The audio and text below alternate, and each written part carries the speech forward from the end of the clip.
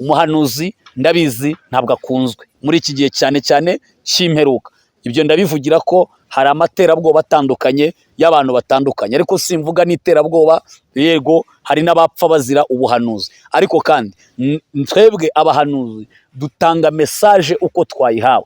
Iyo rero wowe utari kubyumva ejo bikakuzaho, ntugahindukire ngo uvuge ngo turabagome. Twebwe tuba twafashe umwanya wo kwiriza no gusenga no kuzamuka imisozi itandukanye, tuvuga iby'Imana irimo ituvugisha, tuganira nayo, tubaza abera bakwiriye kugenda bati ese iki gihe kimeze gute. Iyo ni message rero. Intsinzi rero ni nuko abantu baraca bugufi, bakezwa, bagasenga, bakareka kurangara. Nabonyeho kurangara kudasanzwe mu bantu batandukanye. Mbona abantu benshi urutoki rwari rutunze nk'ahariya ibumoso, hanyuma mbona abantu ubwo rutoki niba rwitayeho barahindukiye barebye inyuma. Ndabaza ngo niki? Imana ishimwe cyane, bera b'Imana bakundwa muri Kristo Yesu. Ndabashimiye kubwo kwitanga kwanyu, mukadukurikirana, mukatwumva, mugaha agaciro ibyo Kristo atunyuzamo. N'iby'igiciro cyinshi rero, ariko mbere yuko dukomeza ku byo twatekewe n'Imana mu bwami bw'ijuru, reka twubahe Imana dusenge. Mana, mu izina rya Yesu Kristo, ndagushimye ndaguhimbaje muri uyu mwanya. Bana n'abera bawe kandi ubane nanjye, umwuka wawe abe kuri njye cyane, imbaraga zisumba byose zikore imirimo n'ibitangaza.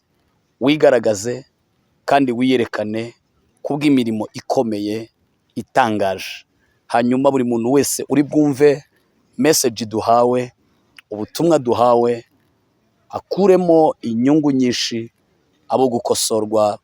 Mwami, bumvire ijwi ryawe kandi udushyigikire kubw'umwuka wawe wera, mu izina ry'umwami wacu Yesu Kristo, amen.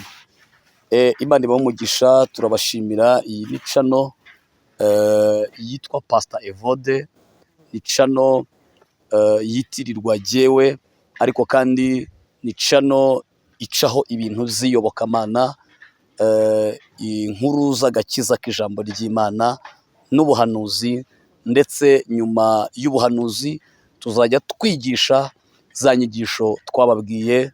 Turi kuzitegura, inyigisho zivuga ku byahishuwe, inyigisho zivuga Bibiliya n'amateka yayo, inyigisho zivuga ibitabo bya Daniyeli, inyigisho zibwira abantu aho bakwiriye kuva n'aho bakwiriye kujya.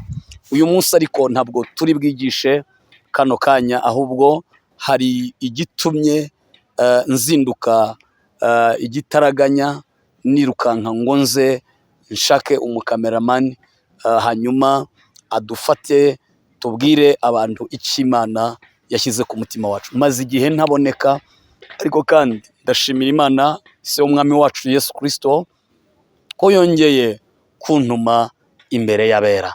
Hanyuma munyemerere rero bakundwa muri Kristo Yesu, wowe uri bufungure iyi video, ntuyifunge utamaze kumva icyo Imana yadutumye ku buzima bwawe. Aharaho mu kanya waza gusanga nawe wisanze mu by'Imana yatubwiye.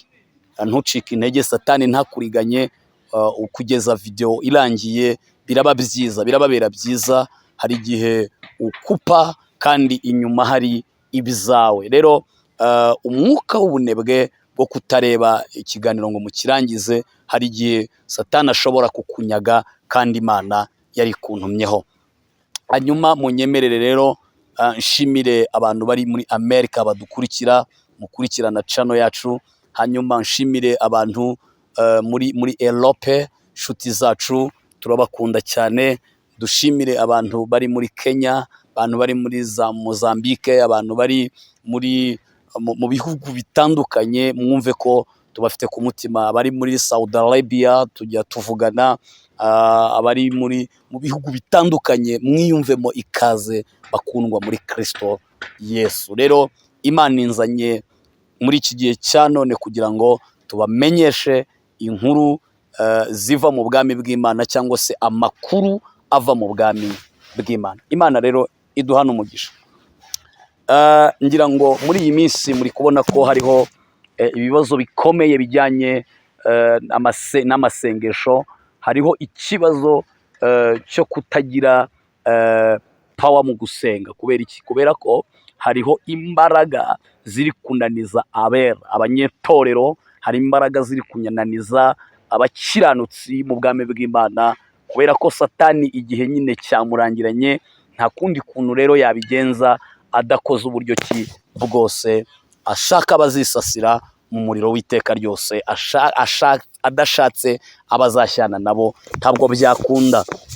Hanyuma muri iki gihe rero cya none twebwe ntabwo turangaye, ntabwo turangajwe n'amatiku atandukanye ari mu isi mu bantu batandukanye, kuko tuzi igihe aho kigeze. Turi kubibona ku ikarita y'Imana abera batashye, ariko ku ikarita y'isi abagome, abagambanyi, abakora ibiteye isoni, igihe cyabo kiracyahari. Ariko abera ni ukuri twatashye ntibigitinze ngo umwami aterure itorero. Mu gitondo yaritwara, nimugoroba yaritwara, ku manywa yaritwara, mu mvura yaritwara, ndetse no mu zuba ashobora gutungurana. Yaravuze ngo ni muzi umunsi n'igihe, kandi ntabwo muzi isaha, muhore mukenyeye, kandi amatabaza yanyu ahore yaka. Bakundwa rero muri Kristo Yesu, nimube maso dusenge. Twe twari tuvuze ko mu gihe nk'iki ngiki, umuryango mugari Imana impaye, nge namwe mureke tube maso, nge namwe mureke twiyirize, nge namwe mureke duhendahenda Imana, nge namwe mureke twiyirize ubusa, duhamagara ijuru, usome ijambo ry'Imana. Ngira ngo ubushize hari message yatambutse aha ngaha mbabwira ko icyo bita Bibiliya cyangwa se iki gitabo cyitwa Bible, ngira ngo mukameramani wanjye azamfashe acema ako kantu azakerekane mu minsi iraza kuza. Ngira ngo murabyibuka ubwo buhanuzi nari nabuhawe. Imana yantumye ngo abantu bose bagure Bibiliya, ijambo ry'Imana cyangwa Bibiliya yera, kuko Bibiliya igiye guhenda, igiye kubura, zigiye kurwanwa cyane. Rero ngira ngo mu minsi yashize murabizi ko inkuru yarasakaye hose ko abashyigikiraga ijambo ry'Imana, umuryango wateraga inkunga Bibiliya kugira ngo zigere ku isoko zigura make, buri muntu wese abona ubushobozi bwo kuba yayigura. Ubu tuvugana uwo muryango ngira ngo murabizi ko wamaze kwinjira muri Illuminati, wamaze kuba wabanze kunga ubumwe, bamaze kunga ubumwe na Illuminati. Hanyuma barimo barasaba ko kugira ngo bakomeze gutera inkunga Bibiliya, ari uko n'abayemera n'abayisoma bakwemera ibijyanye n'ubutinganyi. Ariko kandi ibyo nari mbivugiye iki? Nari mvuze ko ntabwo bigitinze ko Kristo atwara itorero, kuko ntabwo Imana izakomeza kwihanganira agasuzuguro k'abadayimoni imbere y'abera. Hanyuma rero nari mvuze ko kubw'izo mpamvu zose n'izindi ntavuze kubw'umutekano wanjye, ni mube maso, kuko ntabwo bigitinze. Hari igihe tuza tugahanura, wowe ukumva ni bya bindi, wenda waba warahuye n'abakutuburira n'abakubeshya, ugatwara ibintu byose mu ishusho, muri sanse y'uko, mu gisata cy'uko abahanuzi bose bapfuye barangiye. Ariko nababwiye ko muri Isiraheli haracyariyo abahanuzi. Hari 7,000 bitarapfukamira Bayali. Muri ibyo 7,000, nshuti yanjye, wowe ukizerera mu ijambo ry'Imana nawe urimo, wowe ugikunda ubutumwa bwiza nawe urimo. Rero hari n'ibindi byinshi tuzagenda tubayishurira, Imana yagiye itubwira, tubamenyesha. Impamvu dutangiza amacano ni iyihe? Nuko ubutumwa bwiza bukwiriye kwamamara mu mahanga yose. Hanyuma Bibiliya iravuga ngo imperuka igahera ko ikaza. Ubu tuvugana twe turavuga ubutumwa, turatanga message nk'abakaraba, kugira ngo hatazagira umuntu uzagira icyo yitwaza imbere y'Imana. Ntabwo uzavuga ngo nakurikiye amatiku, nakurikiye ibi n'ibi nibyo byampugije. Oya, Imana izakubwira ngo iyo ubirenga ukumva n'ibizima kuki utabyumvise.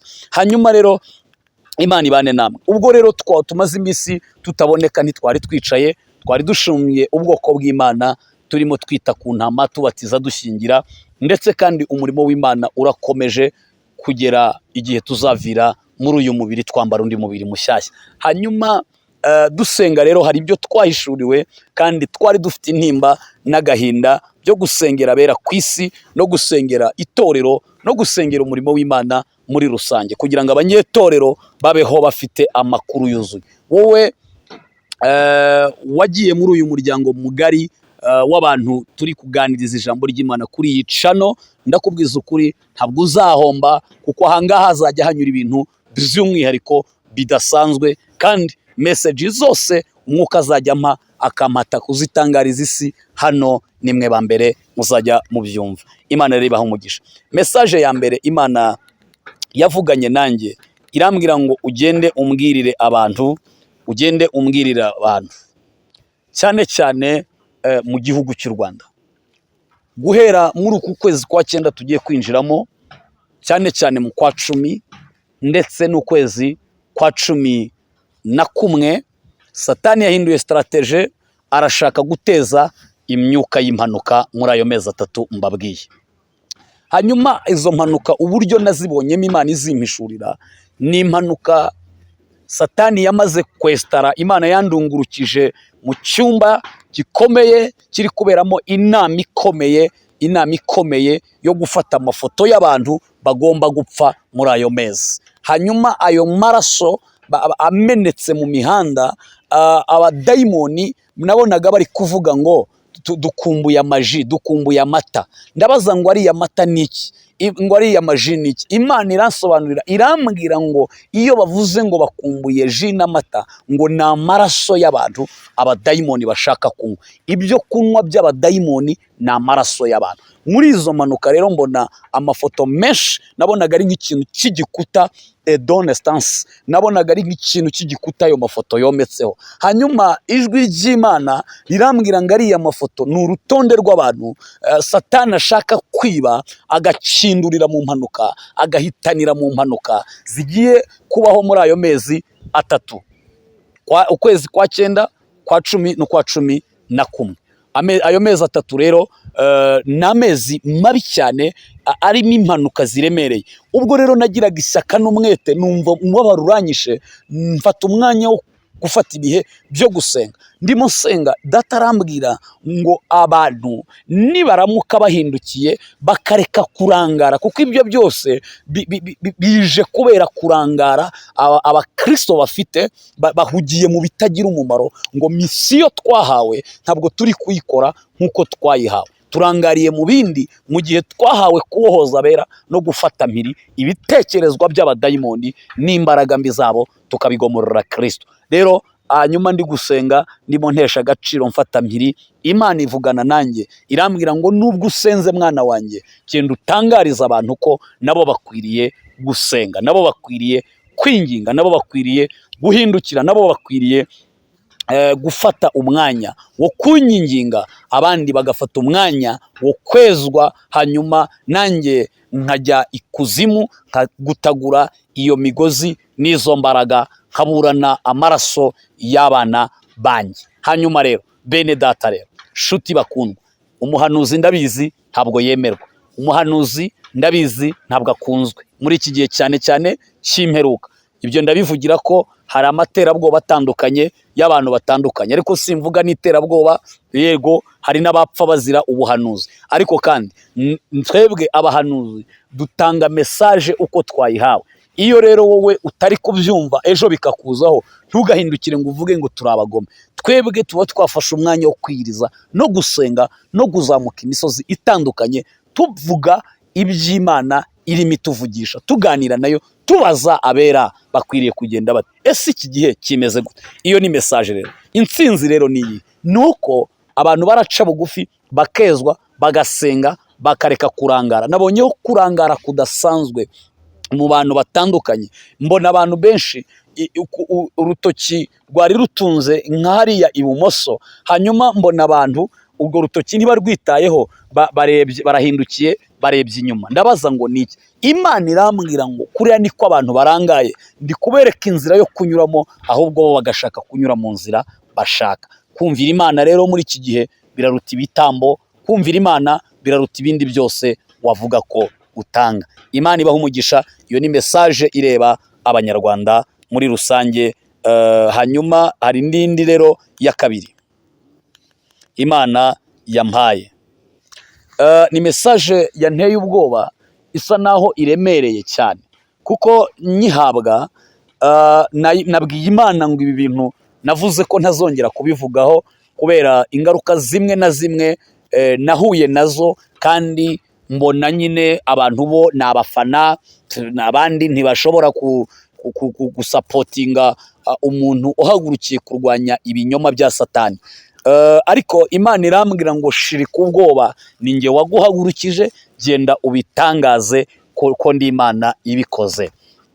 Ibi byo deja Imana yamaze no kubikora, ntabwo ari ibyenda kuba, kuko ejo nibwo yambwiraga ko ibikoze, noneho ngiye gutangaza uyu munsi yo yamaze gukora ibyo igomba gukora. Hanyuma yarambwiye ngo umuntu wese winjiye mu butinganyi, nyumve neza, akabujyamo atazi ibyo ari byo, ashutswe, waba warashutswe n'aboroheje cyangwa n'abakomeye, sino it's okay, ntabyo nzi, ukabyisangamo. Mwumve iyi message neza, irareba abatinganyi n'abashyigikiye ubutinganyi, n'abashaka ko bwamamazwa, n'abashaka ko bumenyekana. Nabwiwe ngo Imana icamokoyemo uwo muntu mu buryo nawe atazi. Imana igutandukanije n'ubwo bwami n'izo mbaraga. Nabwiwe ngo hari abatinganyi bamwe na bamwe, mbere y'uko umwaka urangira, bagiye kwakira agakiza, ahubwo bagatanga ubuhamya bukura n'abandi mu butinganyi. Kubera iki? Imana yambwiye ngo itsinze isi ya Satani, dola samposha ve egoni de la posifo. Yambwiye ngo kubw'abera basenze ku isi yose, ntabwo ari njye gusa wasenze. Nabonye abantu benshi muri Amerika mwasenze, muvuga ngo iki gihugu turimo twakizemo nk'umugisha. None mwami Yesu, ibi ni ibiki? Murarira, abandi mufata amasengesho, pastor mutandukanye, bishop mutandukanye muri Amerika no mu Bufaransa no Europe. Abantu bose mwasengeye iki kintu ngo haboneke itsinzi. Kristo aranesheje. Haleluya. Hari imbaraga zikomeye za Kristo zineteranije ubwo butinganyi, ubukana ubutinganyi bwari bufite ntabwo ari bwo bugumanye. Hari ikintu kivuyeho, hari ikintu gipungutseho, ibyo muzabirebesha amaso yabo. Biravuze ngo niba urugero, nimba bari bagiye gukora ibikorwa bikomeye byo gufata isi mu biganza, amafaranga barayafite nibyo, ariko hari intwari zigiye guhagarara zigasohoka muri iyo miryango. Abakomeye babikoragamo bakava muri iyo miryango bakavuga ubutumwa bwiza ku isi. Any shit it and suffer again beribo and now. Imana yambwiye ngo irabikoze kugira ngo yerekane ko ari Imana ishyira ikuzimu kandi igakurayo.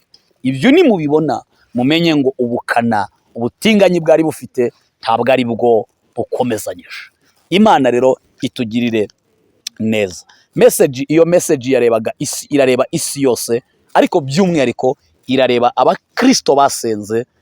Imana yambwiye ngo uko mwayinihiye, uko mwayitakiye, yumvise gusenga kwanyu. Nabonye abakoze imesengesho y'iminsi 40, nabonye abakoze 3, abakoze 7. Imana ibahaye umugisha kuko mwahagaze mu cyuho abandi banze guhagarara mo. Message ya nyuma ari nayo ya gatatu Imana yampaye ndimo senga, imessage